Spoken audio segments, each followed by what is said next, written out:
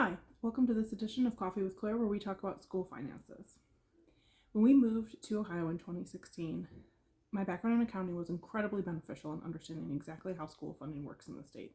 It's incredibly complicated. I could probably talk about it all day, but I'm going to try to sum it up here with what I think are the top 5 things that everyone needs to understand about school funding in the state. So first off, how does the state fund schools? They determine the ability of school districts to raise money locally to fund the schools based on their affluence or wealth. Beavercreek is considered in the top 15% of schools in the state for their affluence, and that is based on the average income in the school district, the value of our residential properties, and the value of our commercial properties. The state calculates what they believe is the average cost to educate, which is about $8,100. We'll get more into that later. Beavercreek City Schools receives 10% of that amount based on the value that they believe we can raise locally. 10% is the absolute minimum that school districts can receive in the state. So, next, how do we raise money to fund the schools at the local level?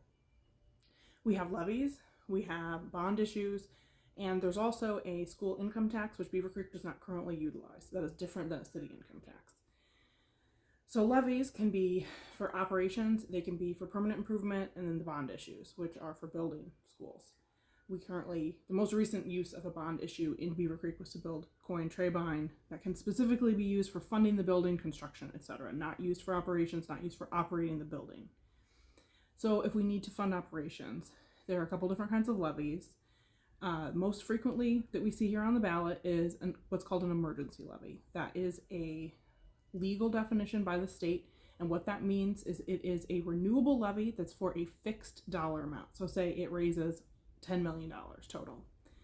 Over time, as home values increase, as we're seeing in our community, the amount that you pay, like your effective amount, your effective millage, decreases over time because the school district is capped on how much money they can raise total.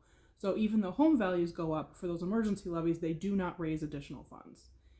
How can they raise additional funds? We can convert some of those emergency levies into what's called a substitute levy. They can either be renewable or continuous.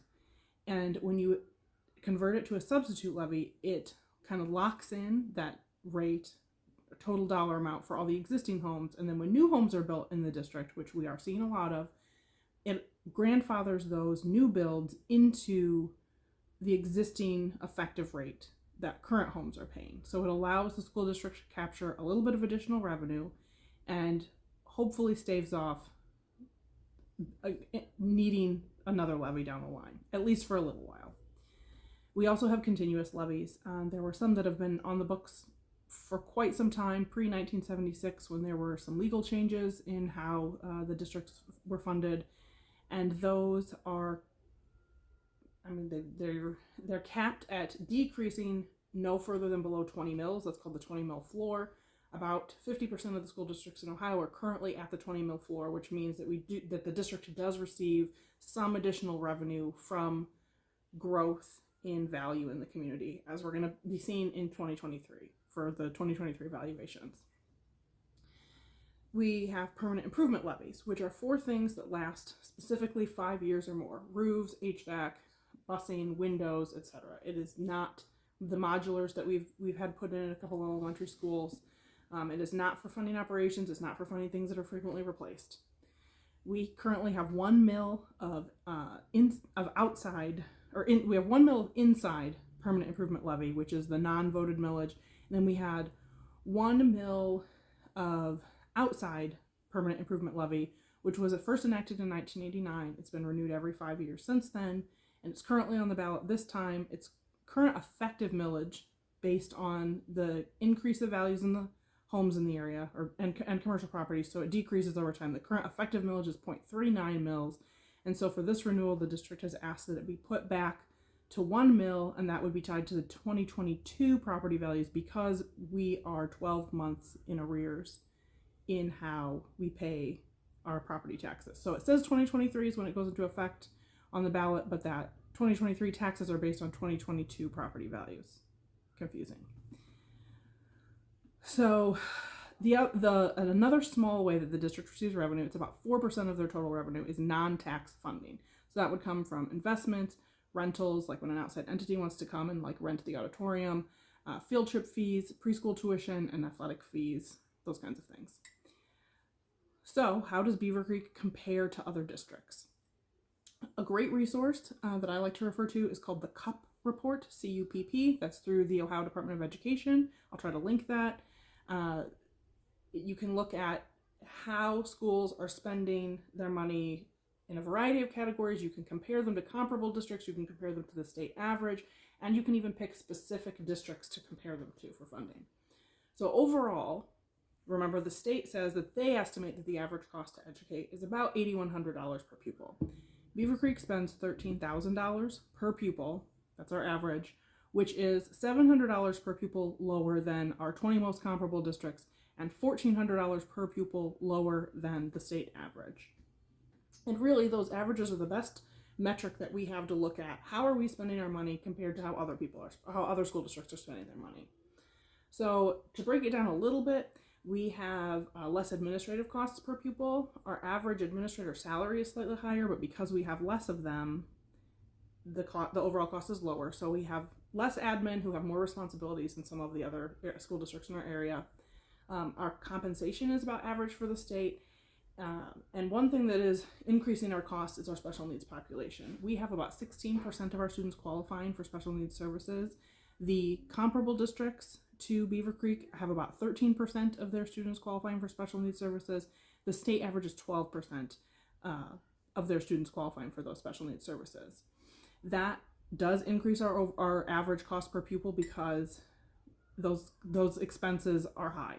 We have about $22 million total in unfunded costs from the state that we are obviously required to provide, as we should, for those students, depending on the severity of the services that they need. So the school district outsources some of their services to be more cost effective because some things aren't cost effective to do in-house. They can cost share with other districts.